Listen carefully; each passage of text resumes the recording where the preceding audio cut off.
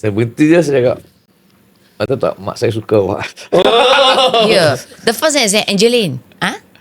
Tahu tak sebenarnya Mek suka Angeline tau.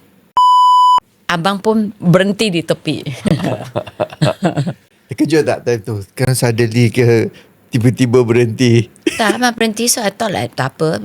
Dah biasa mungkin he have something. Mungkin dia nak tengok location ke apa ke. Dapat idea ke apa lah.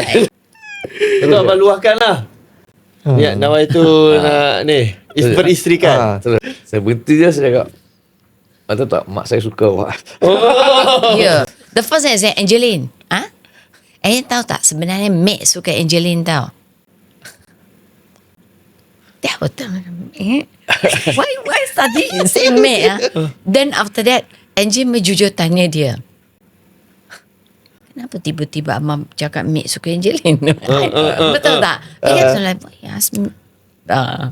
Sebab saya nak mulakan dengan, sebab saya teringat masa arwah meninggal, antara benda mak saya cakap, mak suka Angeline.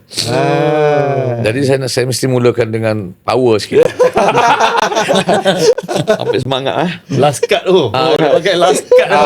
Power card tu dia pakai. Pakai kuasa mak terus. Kuasa mak tu nak cakap Angeline. Ada tak? Lepas tu baru saya kata, kita nikah. Saya terus ajak nikah je. Kalau kita nikah macam mana?